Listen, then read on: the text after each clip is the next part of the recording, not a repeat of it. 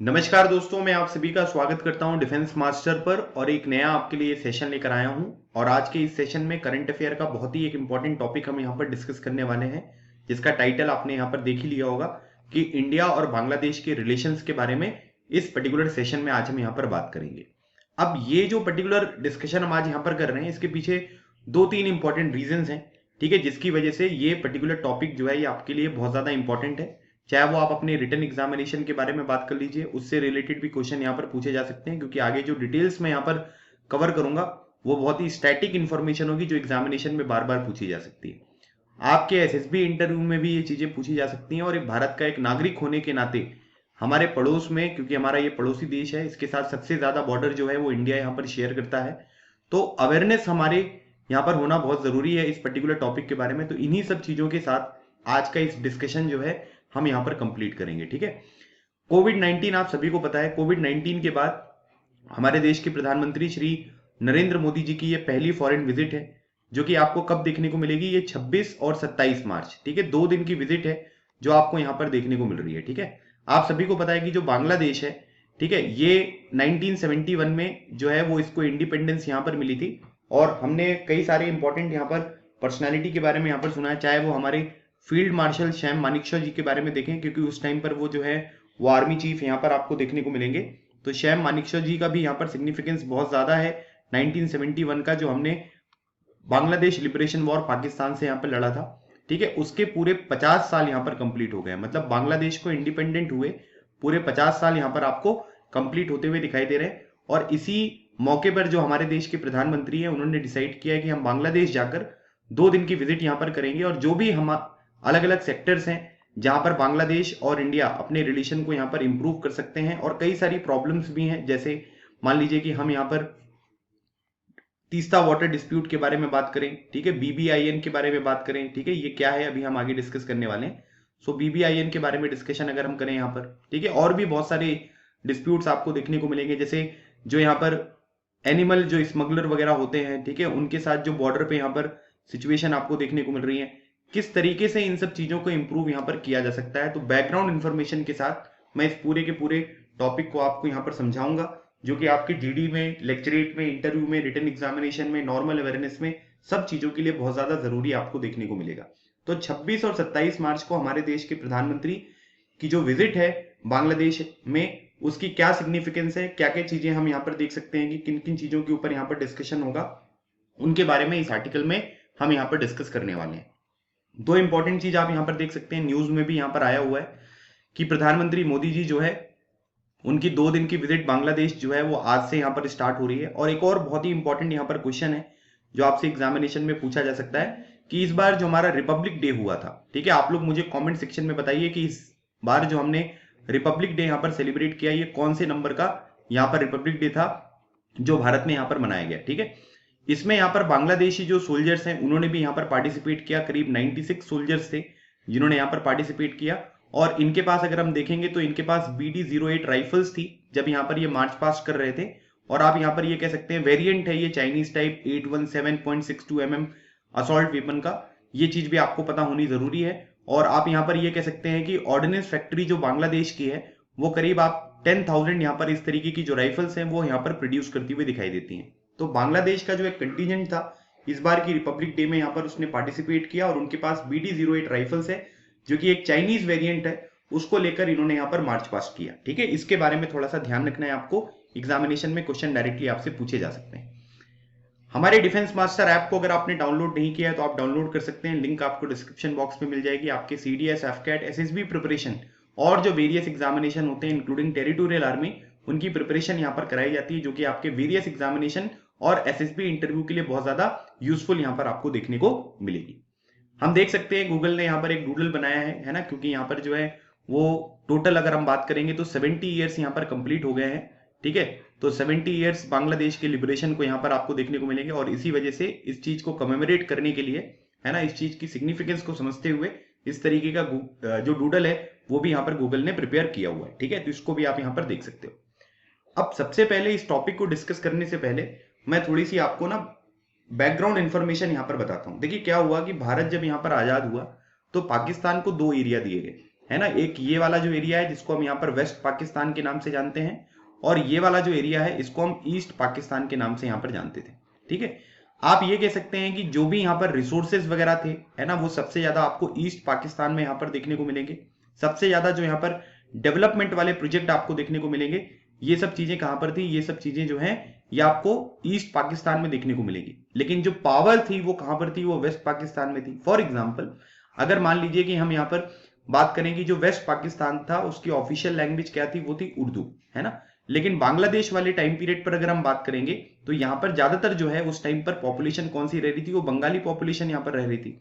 लेकिन जो वेस्ट पाकिस्तान है वो यहाँ पर इनके ऊपर ये प्रेशर कर रहा था कि भाई उर्दू में यहाँ पर सब कुछ काम होना चाहिए। तो आप यहाँ पर ये कह सकते हैं कि इनके बीच में एक प्रॉपर कोऑर्डिनेशन जो था वो यहाँ पर आपको देखने को नहीं मिलेगा।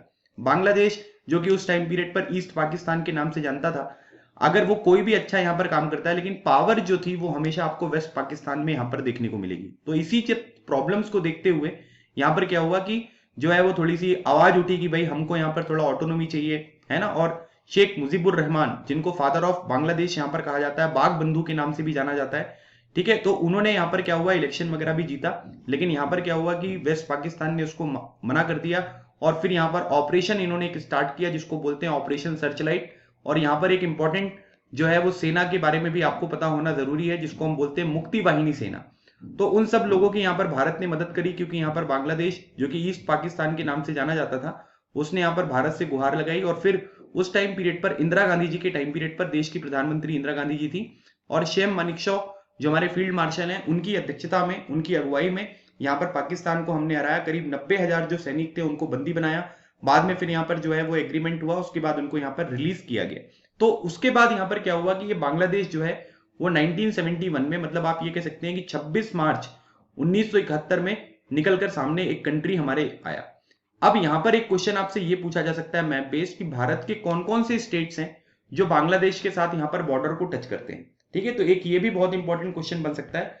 तो याद रखिएगा, यहां पर जो स्टेट्स बॉर्डर टच करते हैं उसमें आपको एक नाम दिखेगा आसाम का, फिर आपको दिखेगा वेस्ट बंगाल हो गया, फिर आपको एक स्टेट दिख रहा है मिजोरम, और उसके बाद फिर ये हो गया आपका मेघालय। ठीक है, मेघालय। और उसके बाद जो लास्ट वाला स्टेट है, क्योंकि टोटल 5 स्टेट जो है वो बॉर्डर टच करते हुए दिखाई दे रहे हैं, आप मैप पे भी देख सकते हो, ये 5 स्टेट है, आसाम, वेस्ट बंगाल, मिजोरम, मेघालय एंड त्रिपुरा। ये 5 स्टेट हैं जो बांग्लादेश के साथ बॉर्डर को टच करते हैं, और इनकी बॉर्डर को सिक्योर करने का जो काम होता है वो हमारी सीएपीएफ में जो एक फोर्स है बीएसएफ, उसको यहां पर दिया गया। मतलब बॉर्डर सिक्योरिटी फोर्स जो है वो पाकिस्तान और बांग्लादेश की बॉर्डर को सिक्योर करने का यहां पर काम करती है। अब एक क्वेश्चन जो है जो इंटरव्यूइंग ऑफिसर आपसे पूछते हैं कि भाई बांग्लादेश जो है वो हमारे ईस्ट में लोकेटेड है ना, लेकिन इसको हम यहाँ पर जो है उसके बगल में जो एक स्टेट है वेस्ट बंगाल, उसको हम वेस्ट बंगाल के नाम से यहाँ पर क्यों जानते हैं। तो आप सभी को पता है कि 1905 में, ठीक है, 1905 में एक यहाँ पर ब्रिटिश वॉइसरॉय थे जिनका नाम क्या था, जिनका नाम था लॉर्ड कर्जन। तो लॉर्ड कर्जन ने यहाँ पर यूनिटी को भंग करने के लिए, है ना, फूट डालो शासन करो की नीति, है ना, जिस तरीके से यहाँ पर फॉलो करते थे ब्रिटिशर्स, तो उन्होंने क्या किया कि जो ये वाला रीजन था इसको यहाँ पर क्या कर दिया, इसको जो है यहाँ पर 2 पार्ट्स में डिवाइड कर दिया। तो बांग्लादेश जो था उस टाइम पीरियड पर उसको हम ईस्ट यहाँ पर बंगाल कहते थे, और जो ये आज के टाइम पीरियड पर इंडियन स्टेट वेस्ट बंगाल है इसको वेस्ट बंगाल कहा जाता था। फिर वो पाकिस्तान में चला गया तो वो ईस्ट पाकिस्तान बन गया, फिर उसका नाम बांग्लादेश रख दिया गया। तो बांग्लादेश वहां पर रखा जाता है क्योंकि वहां पर जो बांग्ला लैंग्वेज है उसका वर्चस्व आपको यहाँ पर देखने को मिलेगा, है ना। तो ये कुछ बैकग्राउंड इंफॉर्मेशन थी बांग्लादेश के बारे में, जिसके बारे में आपको थोड़ा सा ध्यान रखना है। और अब इस पर्टिकुलर आर्टिकल में क्या क्या चीजें बताई गई हैं इसको हम यहां पर देखते हैं। यहां पर बोला जा रहा है कि the friendship between the India and Bangladesh is historic evolving over the last 50 years. पिछले 50 सालों से भारत और जो बांग्लादेश के बीच में दोस्ती है, रिलेशन है, वो बहुत सही तरीके से यहां पर आगे बढ़ता हुआ दिखाई दे रहा है। अगर हम बात करेंगे इंडिया के political, diplomatic, military and humanitarian support during Bangladesh liberation war played an important role toward Bangladesh independence. उस टाइम पीरियड पर जो हमारी राजनीतिक थी, है ना, डिप्लोमेटिक जो यहाँ पर सपोर्ट था, मिलिट्री सपोर्ट था, और उस टाइम पीरियड पर जिस तरीके से बहुत सारे लोगों की जान गई और हमने जिस तरीके से वहां पर ह्यूमैनिटेरियन सपोर्ट बांग्लादेश को प्रोवाइड किया, इसकी वजह से ही बांग्लादेश लिबरेशन वॉर में एक सफलता हमको देखने को मिली और बांग्लादेश को हम यहाँ पर आजाद करवा पाए। तो आप यहाँ पर ये कह सकते हैं कि इसकी सिग्निफिकेंस, भारत का जो यहाँ पर कॉन्ट्रीब्यूशन था, ये आपको बहुत ज्यादा देखने को मिलेगा। Nearly 3,900 Indian soldiers gave up their lives and an estimated 10 million Bangladeshi refugees took shelter in India। क्योंकि आपको पता है कि बहुत सारी प्रॉब्लम्स है, जैसे आपने ये सुना होगा रोहिंग्यास के बारे में, है ना। तो रोहिंग्यास क्या है कि म्यांमार से इनका ओरिजिन है, लेकिन बांग्लादेश, फिर बांग्लादेश से भारत में इनकी एंट्री यहाँ पर हो रही है। तो इस तरीके की कई प्रॉब्लम्स यहाँ पर देखने को मिलेंगी। लेकिन हमारे कई सारे जो जवान थे उन्होंने भी अपनी शहादत यहाँ पर दी। साथ ही साथ करीब आप ये कह सकते हैं कि 10 मिलियन, 1 मिलियन में 10 लाख होते हैं, करीब 1 करोड़ बांग्लादेशी जो रिफ्यूजी थे उनको भारत में यहाँ पर शरण दी गई। इंडिपेंडेंस के बाद the India Bangladesh relationship has oscillated as Bangladesh pass through the different regimes. कई सारे यहाँ पर अलग अलग लोग देखने को मिलेंगे। जैसे फॉर एग्जाम्पल यहाँ पर मैं 2 पर्सनैलिटी के बारे में आपको बताना चाहता हूं। एक तो ये है शेख हसीना, जो कि अभी बांग्लादेश की प्राइम मिनिस्टर देखने को मिलेंगी, और इनकी पार्टी क्या है, इनकी पार्टी है आवामी लीग। कभी कभी क्या होता है कि इंटरव्यूइंग ऑफिसर ना, जब आप किसी भी पर्टिकुलर लीडर का नाम यहाँ पर बोलते हैं तो उनकी पार्टी जो है वो यहाँ पर पूछ लिया जाता है। तो बांग्लादेश आवामी लीग जो है वो इनकी पार्टी है और ये अभी की प्राइम मिनिस्टर है। अगर आप इनको देखोगे तो ये क्या है, ये प्रो इंडिया है ना। और यहाँ पर जो दूसरी तरफ इनके काउंटर पार्ट आपको देखने को मिलेंगे, इनका नाम है खलीदा जिया, जो कि यहाँ पर आपको प्रो पाकिस्तान, और आप यहाँ पर ये कह सकते हैं कि प्रो चाइनीज इनकी यहाँ पर सोच आपको देखने को मिलती है। तो जब भी इनकी पार्टी यहाँ पर रूल कर रही थी तब इंडिया के साथ रिलेशन जो है वो नीचे की तरफ गए। जब शेख हसीना जी की पार्टी यहाँ पर रूल कर रही थी तब इंडिया के बीच के साथ जो इनके रिलेशन है ये यहाँ पर आपको इंप्रूव होते हुए दिखाई दिए। तो वही बात यहाँ पर बताई जा रही है कि इंडिपेंडेंस के बाद, है ना, ऑसिलेटिंग थे, और क्योंकि बहुत सारे अलग अलग तरीके के रिजीम्स आपको यहाँ पर देखने को मिले।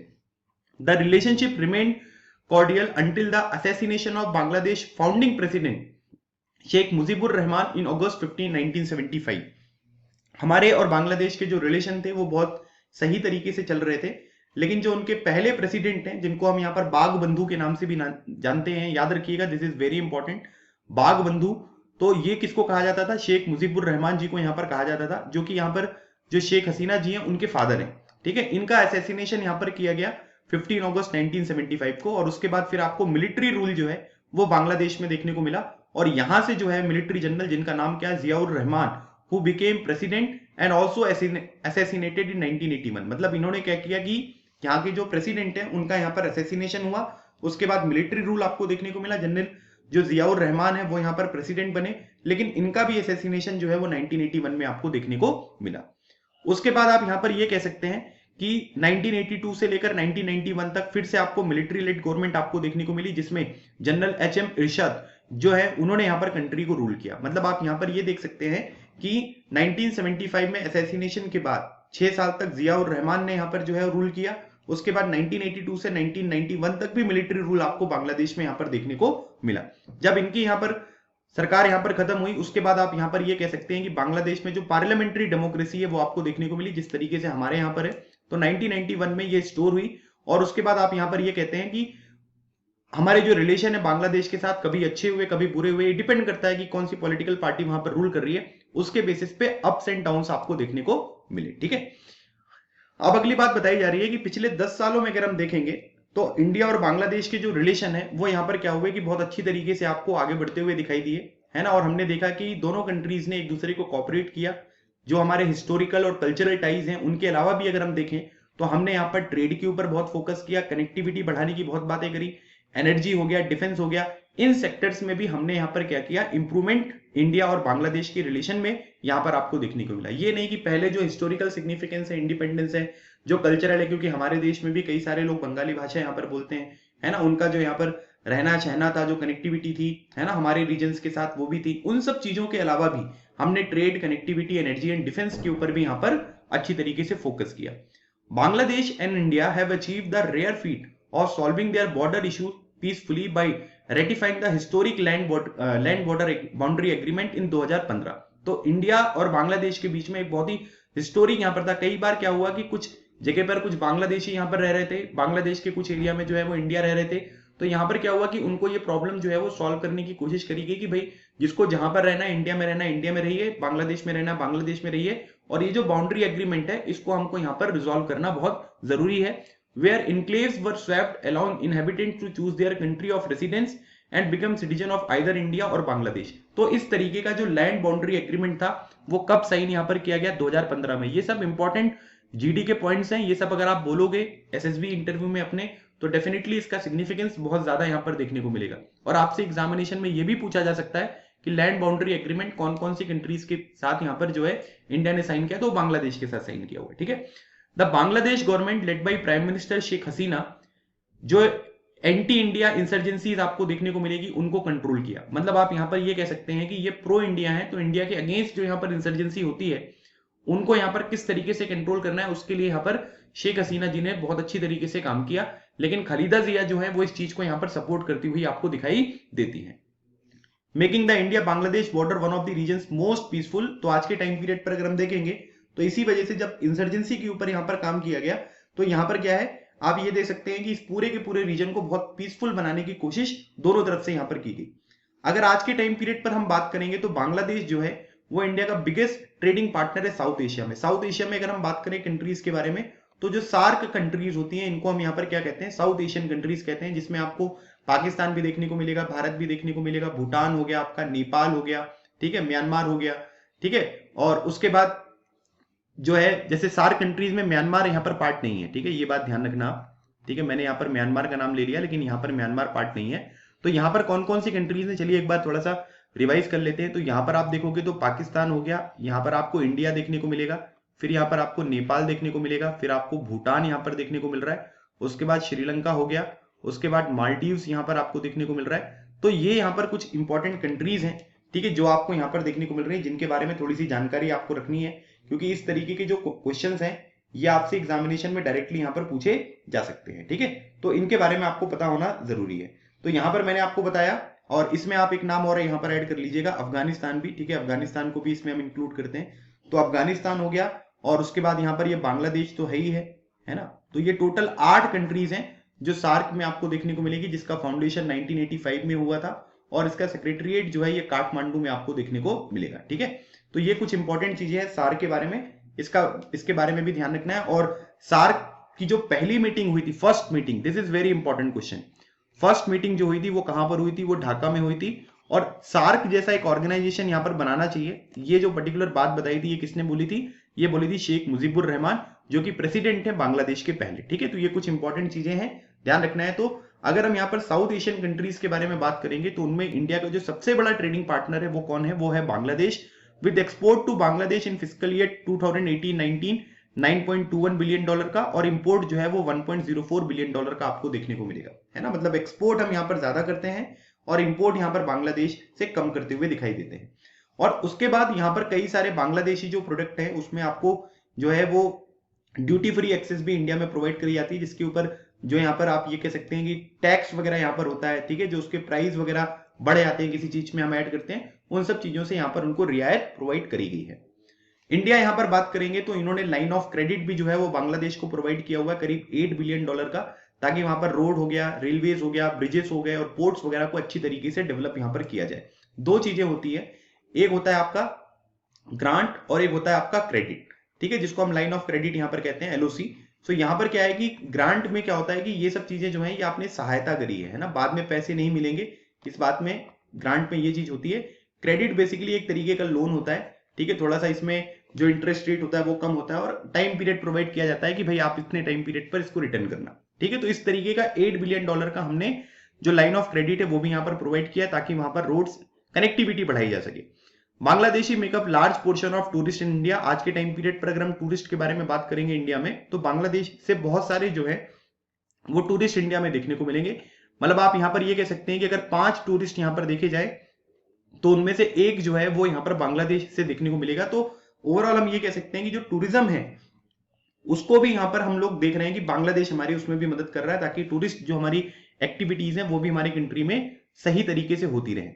Bangladesh account for more than 35% of India's internal medical patient and contribute more than 50% of India's revenue from the medical tourism, ठीक है। बहुत सारे लोग जो हैं आप ये कह सकते हैं कि भारत में भी लोग इलाज करवाने आते हैं, और उनमें से अगर हम देखें तो 35% जो इंटरनेशनल मेडिकल पेशेंट हैं वो कहां से आ रहे हैं, वो बांग्लादेश से आ रहे हैं। और जो भी मेडिकल टूरिज्म से यहाँ पर रेवेन्यू होता है ना, उसका 50% जो है वो किसकी वजह से पॉसिबल हो पा रहा है, वो बांग्लादेश की वजह से पॉसिबल हो पा रहा है। तो हेल्थ सेक्टर में अगर हम देखें तो इंडिया और बांग्लादेश का रिलेशन बहुत ज्यादा जरूरी है, और उससे बांग्लादेश को बहुत ज्यादा बेनिफिट होता हुआ दिखाई दे रहा है।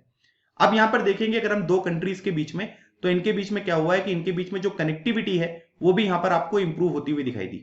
एक डायरेक्ट बस सर्विस यहां पर स्टार्ट करी गई कोलकाता से, and Agartala runs to a route distance of 500 kilometre as compared to the 1650 kilometre if it run through the chicken neck to remain within India. मतलब अगर आप ये मान लीजिए कि हम लोग यहाँ पर देखें, ठीक है, तो ये जो पर्टिकुलर यहाँ पर नॉर्थ ईस्ट की कनेक्टिविटी वाली बात हो रही है, तो यहाँ पर क्या हुआ है कि बांग्लादेश से अगरतला, मतलब ये बांग्लादेश हो गया, अगरतला आपको कहां पर देखने को मिलेगा, या आपको त्रिपुरा में देखने को मिलेगा।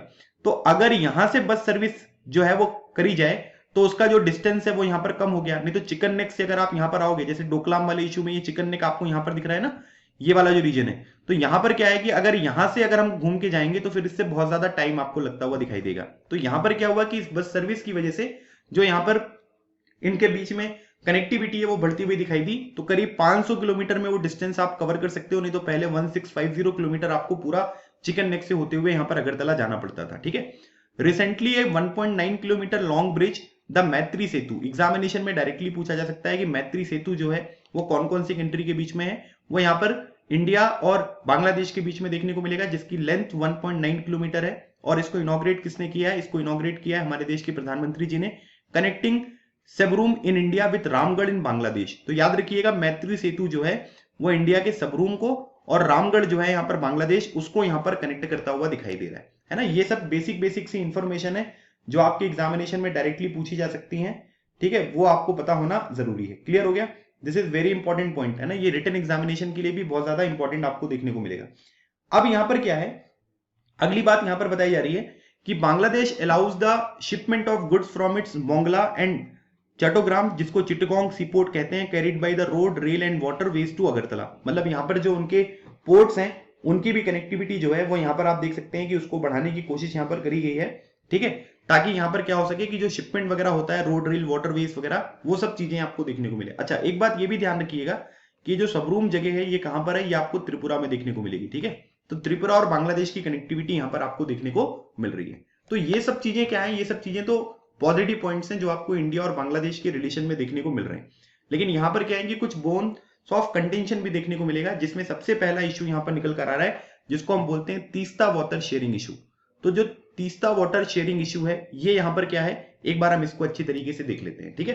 तो देखिए, इंडिया और बांग्लादेश के बीच में तीस्ता डिस्प्यूट है क्या, ये मैं आपको पहले जानकारी प्रोवाइड करता हूं। और इस चीज को समझने से पहले कुछ इंपॉर्टेंट पॉइंट्स है जो आपको समझना बहुत जरूरी है। देखिए, अगर हम यहाँ पर 3 रिवर्स के बारे में बात करें जो आपने सुना होगा, गंगा हो गया, ब्रह्मपुत्र हो गया, मेघना हो गया, जमुना हो गया, पद्मा हो गया, ये सब चीजें हैं क्या, ये थोड़ा सा हम यहाँ पर जान लेते हैं, तो आपको चीजें जो है वो अच्छी तरीके से यहाँ पर समझ में आ जाएंगी। अगर मान लीजिए हम गंगा रिवर के बारे में बात करें, तो गंगा रिवर जो ओरिजिनेट होती है ये कहां से होती है, गंगोत्री ग्लेशियर से होती है।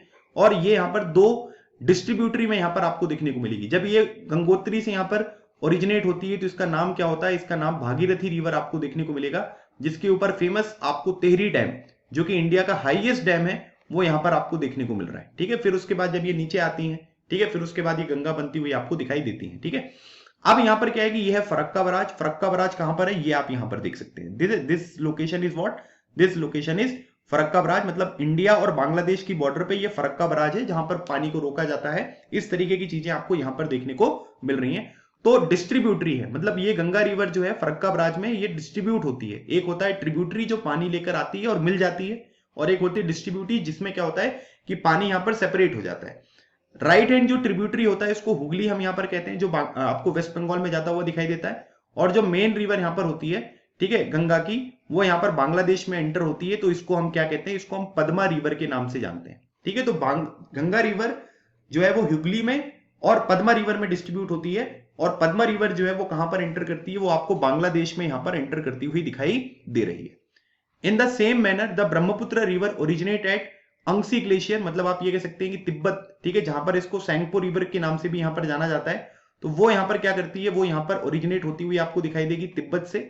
और उसके बाद जब यहां पर ब्रह्मपुत्र अरुणाचल प्रदेश में आती है तो उसको हम सियांग रिवर के नाम से जानते हैं, और असम में जब आती है तो उसको हम ब्रह्मपुत्र के नाम से जानते हैं। जब बांग्लादेश में ब्रह्मपुत्र ज्वाइन होती है तीस्ता रिवर से, जिसके बारे में हम डिस्कशन कर रहे हैं, तो आपसे एग्जामिनेशन में ये क्वेश्चन पूछा जा सकता है कि तीस्ता रिवर किसकी ट्रिब्यूटरी है, तो वो रिवर ब्रह्मपुत्र की ट्रिब्यूटरी है, और आप ये कह सकते हैं कि one of the largest tributary है रिवर ब्रह्मपुत्र की।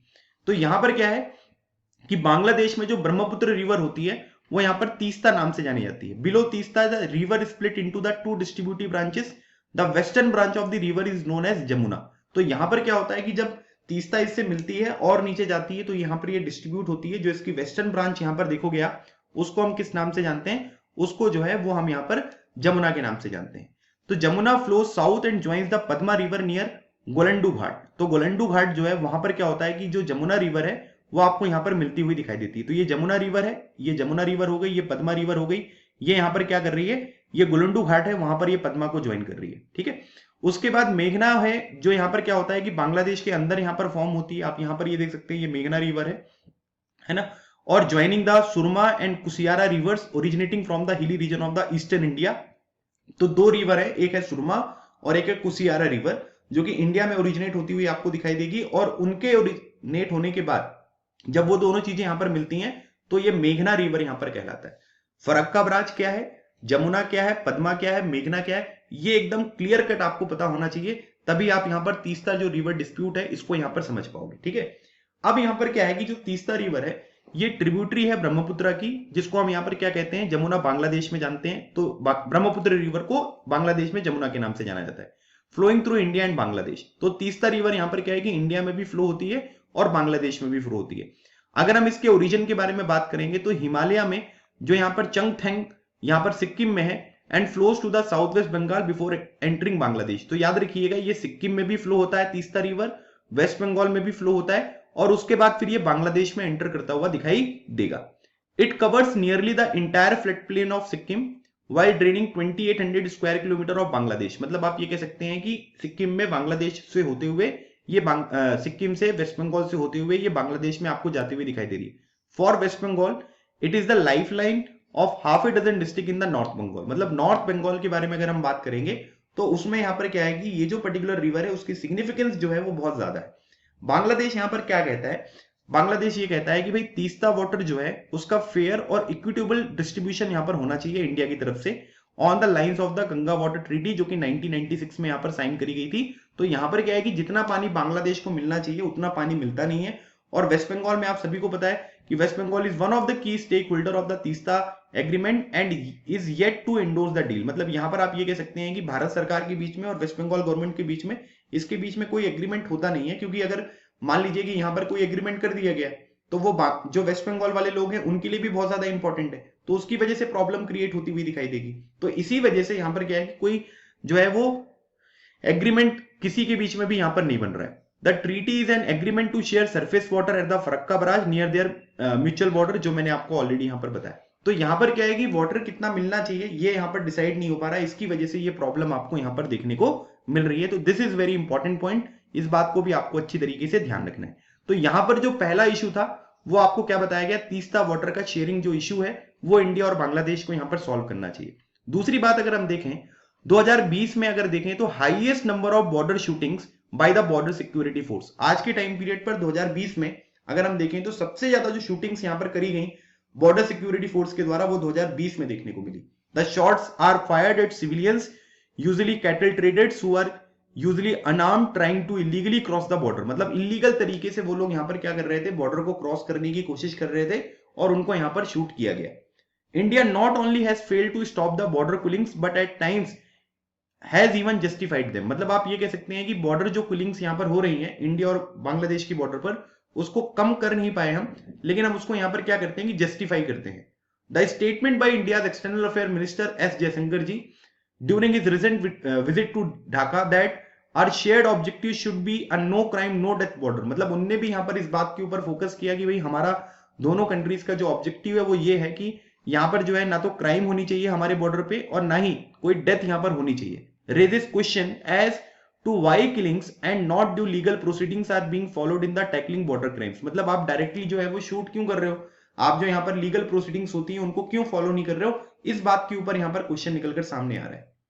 Bhutan also does not abide by Indian influence as evinced by its withdrawal from the BBIN। ठीक है, BBIN क्या है, BBIN में 4 कंट्रीज हैं, कौन कौन सी, एक तो भूटान है, एक बांग्लादेश है, एक इंडिया और एक नेपाल है, जिसमें एक मोटर व्हीकल जो एग्रीमेंट है वो यहां पर इन चारों कंट्रीज के बीच में देखने को मिल रहा है और भूटान जो है वो इससे यहां पर विड्रॉ कर चुका है। तो यहां पर क्या बोला जा रहा है, जो मेन इंपॉर्टेंट पॉइंट है वो ये बताया जा रहा है कि भाई इसमें कुछ ना कुछ तो इशू है जो आपको यहां पर देखने को मिल रहा है। अब वो इशू यहां पर क्या है, ठीक है, वो अब मैं आपके साथ डिस्कस करता हूं, लेकिन उससे पहले आपको BBIN जो मोटर व्हीकल अरेंजमेंट है, ठीक है, अब वहां पर वो क्या है इसके बारे में हम थोड़ा सा जानते हैं। ठीक है, जैसे पहली बात यहां पर देखो आप, तो यहां पर बोला जा रहा है कि the landmark motor vehicle act was signed by the transport ministry of the BBIN, जिसमें 4 कंट्रीज है, बांग्लादेश, भूटान, नेपाल और इंडिया। ये थिम्पू में यहां पर साइन किया गया था। कब? 15 जून 2015 को इसको साइन किया गया। एज पर द एग्रीमेंट जो भी मेंबर कंट्रीज हैं वो यहां पर क्या करेंगी, व्हीकल्स को अलाउ करेंगी जो कि उनकी कंट्रीज में रजिस्टर है, to enter their territory under certain terms and condition. मतलब अगर मान लीजिए कि भाई नेपाल से कोई सामान जा रहा है भूटान में, तो नेपाल का जो भी ट्रक है जो कि नेपाल में रजिस्टर आपको देखने को मिल रहा है, उसकी एंट्री भूटान में ना रोकी जाए, उसको यहां पर एंटर करने दिया जाए। कस्टम एंड टैरिफ वगैरह जो भी टैक्स वगैरह यहां पर लगेगा रिस्पेक्टिव कंट्रीज में, वो सब चीजें बायलैटरल और ट्राइलेटरल जो भी फोरम्स होंगे उसमें यहां पर डिसाइड कर लिए जाएंगे। इसका जो मेन ऑब्जेक्टिव है वो यहां पर ये कह सकते हैं, to provide seamless people to people contact and enhance economic interaction by facilitating cross border movement of the people and goods. मतलब यहां पर ये बात बताई जा रही है आपको, इससे क्या होगा कि जो पीपल टू पीपल कॉन्टेक्ट है, इकोनॉमिक इंटरेक्शन है अलग अलग कंट्रीज के बीच में लोगों के द्वारा और गुड्स के द्वारा, वो चीजें आपको देखने को मिलेंगी। साथ ही साथ आप यहां पर ये कह सकते हैं कि इससे जो मूवमेंट होती है पैसेंजर की, कार्गो व्हीकल वगैरह की 4 कंट्रीज में, वो थोड़ा सा यहां पर हिंडर कम होती हुई दिखाई देगी। Cargo vehicles do not have to be change at the border, a practice that has prevailed until now. मतलब अब यहां से कोई ट्रक आ रहा है, भूटान में एंटर करना है, तो भूटान में एक दूसरा ट्रक होगा, फिर सामान इसमें लादा जाएगा, फिर इससे यहां पर जाएगा, तो इससे टाइम भी बहुत ज्यादा लग रहा है। और आप ये कह सकते हैं कि दोनों कंट्रीज के जो इंटरेक्शन लोगों के साथ यहां पर होना चाहिए वो भी लिमिटेड आपको देखने को मिलेगा। BBIN agreement will promote safe, economical, efficient and environmentally sound road transport in the sub-region and will further help as country in creating the institutional mechanism for regional integration। और इसमें जो असिस्टेंस यहाँ पर provide किया गया है वो Asian development bank के द्वारा प्रोवाइड किया गया कि इस तरीके से हम यहाँ पर चीजों को इंटीग्रेट करेंगे, चारों कंट्रीज को यहाँ पर कनेक्ट करेंगे। एशियन डेवलपमेंट बैंक है जो इसका हेडक्वार्टर कहां पर देखने को मिलेगा, ये आपको मनीला में यहाँ पर देखने को मिलेगा। ठीक है, तो एक ये भी बांग्लादेश के साथ हमारे रिलेशन के लिए इंपॉर्टेंट पॉइंट है, ये भी आपको ध्यान रखना है। Sri-Lanka, Nepal and the Maldives, once considered traditional Indian allies, are increasingly tilting towards China। है ना, चाहे श्रीलंका के बारे में देख लो, ठीक है, हम्बनटोटा पोर्ट और जिस तरीके से वहां पर चाइनीज इन्फ्लुएंस है। नेपाल के बारे में देख लीजिए, नेपाल और इंडिया के रिलेशन भी यहाँ पर आपको खराब होते हुए दिखाई दिए। मालदीव्स में भी जब तक यहाँ पर अब्दुल्ला यमीन प्रेसिडेंट थे, आप देख सकते हैं कि वहां पर जो है मालदीव्स के साथ और चाइना के रिलेशन इंप्रूव हुए, इंडिया के रिलेशन खराब हुए। ठीक है, अभी इब्राहिम सोली जी वहां पर हैं, लेकिन इंडिया के रिलेशन उतने अच्छे यहाँ पर नहीं बनते हुए दिखाई दे रहे हैं जितना एक टाइम पर यहाँ पर हुआ करते थे। उनकी जो प्रेजेंस है वो चाइना की तरफ आपको टिल्ट होती हुई दिखाई यहाँ पर दे रही है। ठीक है, India Bangladesh relation have been gaining positive momentum over the last decade. 10 साल से यहाँ पर आप देख सकते हैं कि पॉजिटिव मोमेंटम देखने को मिल रहा है। अब 50 साल इनके इंडिपेंडेंस को भी हो गए। India continues to be one of its most important neighbour and strategic जो है पार्टनर है। जो पहले से यहाँ पर इंडिया रहा है वही चीजें जो है आगे कंटिन्यू होनी चाहिए। और आप यहाँ पर ये कह सकते हैं कि जो भी चीजें हमने अभी तक गेन करी है इंडिया बांग्लादेश रिलेशन में, ये इरिवर्सिबल हो, इसमें कोई बदलाव ना हो, इसके लिए हमको अपने 3 C के ऊपर काम करना है। पहली बात, कोऑपरेशन के ऊपर फोकस करना है, कोलैबोरेशन के ऊपर एंड कंसोलिडेशन। जो भी चीजें अभी तक हुई हैं उनको कंसोलिडेट करके अगर हम रखेंगे तो जो बेनिफिट यहां पर होगा दोनों कंट्रीज को, आपको ज्यादा से ज्यादा यहां पर देखने को मिलेगा। आज का जो हमारा जीडी टॉपिक है, जो ग्रुप डिस्कशन होता है एसएसबी में, उसी के ऊपर मैंने ये टॉपिक आपको प्रोवाइड किया है कि India's links with Bangladesh are civilisational, cultural, social and economic. Discuss the present area of cooperation along with associated challenges. तो मैंने आपको पूरा का पूरा ये टॉपिक जो इंडिया और बांग्लादेश के रिलेशन के बारे में ये यहाँ पर पढ़ा दिया। आप लोग इसके बारे में अच्छे अच्छे से पॉइंट्स यहाँ पर बनाइए ताकि आप अपने एसएसबी में इस तरीके के जीडी के टॉपिक को अच्छी तरीके से यहाँ पर टैकल कर सकें। तो ये था हमारा गाइस आज का डिस्कशन। आई होप आपको ये सेशन अच्छा लगा होगा। अगर आपने यहाँ तक सेशन देखा है तो अपना फीडबैक जरूर देकर जाइएगा कि आपको ये सेशन कैसा लगा। किसी भी तरीके के डिफेंस एग्जामिनेशन, एसएसबी इंटरव्यू के गाइडेंस के लिए आप मुझसे कांटेक्ट कर सकते हैं। ईमेल आईडी और कांटेक्ट नंबर मैंने दोनों यहाँ पर आपको प्रोवाइड किया हुआ है। तो मिलते हैं हमारे नेक्स्ट सेशन में। तब तक keep smiling and keep preparing. लगे रहो, एग्जाम क्लियर करो। Thank you so much. जय हिंद।